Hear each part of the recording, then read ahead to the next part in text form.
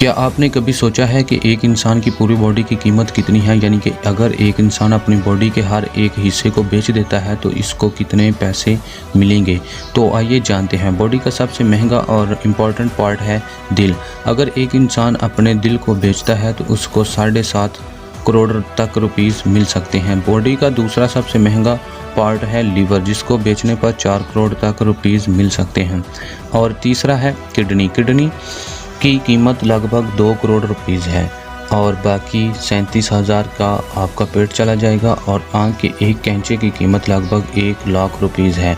महंगाई को देखते हुए इंसान की खाल 750 रुपये पर इंच चल रही है। बाकी रहा आपका खून और अदर बॉडी पार्ट्स बात करें तो टोटल की तो एक ज़िंदा इंसान की पूरी बॉडी की कीमत 341 करोड़ रुपीस है और डेड बॉडी की तकरीबन 4 करोड़ रुपीस। अगर वीडियो अच्छी लगी हो तो वीडियो को लाइक और सब्सक्राइब ज़रूर कीजिएगा। शुक्रिया।